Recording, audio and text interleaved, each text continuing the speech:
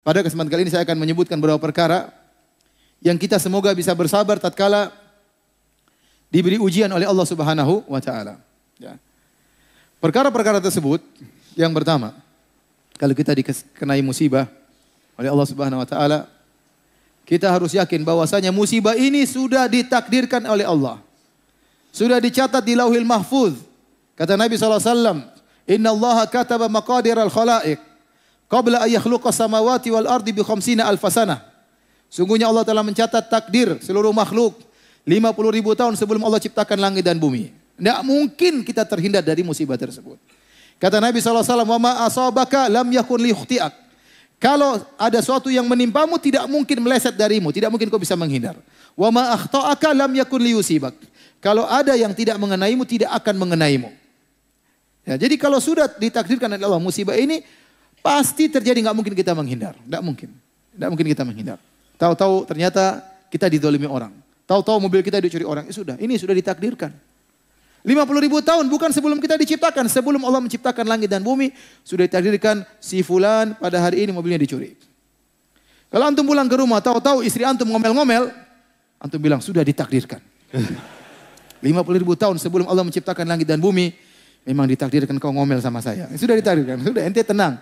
Enggak terlalu marah-marah, udah ditakdirkan, sabar. Enggak mungkin kita menghindar dari takdir tersebut.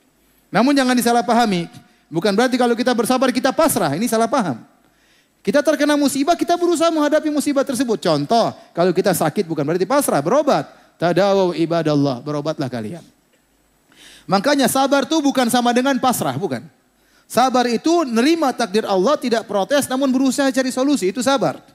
Makanya Allah mengatakan kepada Nabi Muhammad SAW, "Wasbir kama sabara ulul azmi minar rusul." Bersabarlah engkau wahai Muhammad, sebagaimana para rasul ulul azmi. Nah, azm dalam bahasa Arab itu tekad. Nah, para rasul disifati oleh Allah dengan dua, sabar dan ulul azm. Sabar dan pemilik tekad yang kuat. Kata para ulama itu dalil bahwasanya sabar itu bukan menghilangkan tekad.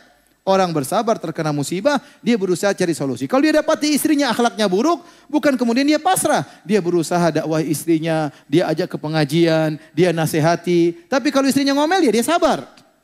Sabar. Sudah tercatat 50.000 tahun sebelum Allah ciptakan langit dan bumi. Sama kalau suaminya jahat atau sering menyakiti, sudah ditakdirkan, mau diapain. Tapi bukan berarti kita pasrah. Kita pasrah terhadap takdir Allah, tapi kita berusaha mencari solusi. Ini yang pertama.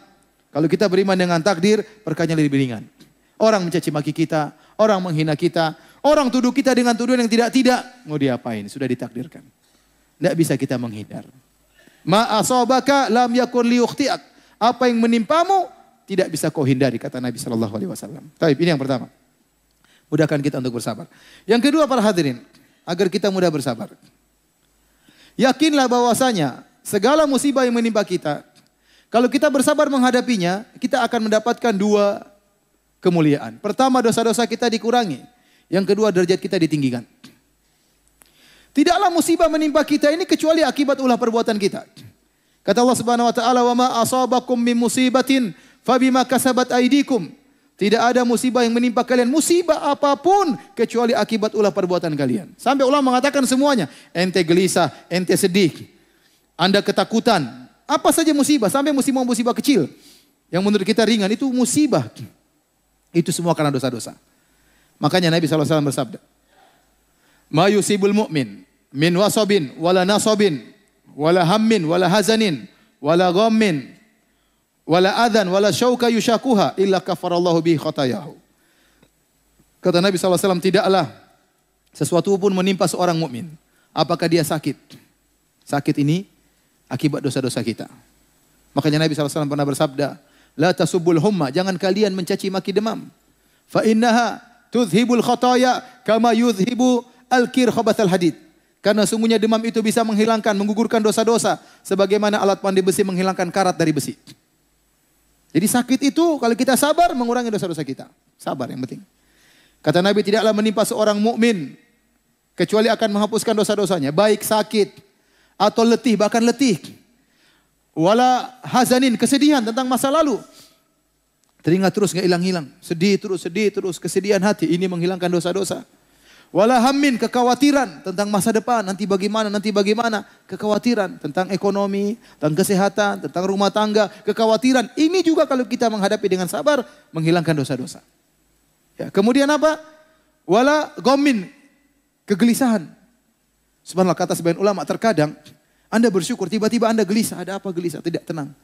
Itu cara Allah membersihkan dosa-dosa dari Anda. Anda tidak dimiskinkan oleh Allah, tidak dimiskinkan, Anda tidak dijadikan anak Anda meninggal dunia, cuma dikasih kegelisahan. Itu sebenarnya menghilangkan apa? Dosa-dosa. Kemudian wala adzan, tidak ada gangguan dari orang lain. Mungkin orang maki-maki, orang mencaci maki, orang menghina, orang mengambil harta kita, merebut harta kita, ya. Wala syauka, bahkan duri yang mengenainya kecuali akan menghapuskan dosa-dosanya. Ini dalil bahwasanya segala musibah yang menimpa kita akan menghapus dosa-dosa kita. Dengan syarat ikhwan, kita bersabar. Karena kata para ulama, musibah yang menimpa kita ini tidak serta-merta akan mengangkat derajat kita, menghapuskan dosa-dosa kita. Tidak serta-merta. Akan bisa menghapuskan dosa dan mengangkat derajat kalau kita bersabar. Kalau kita bersabar.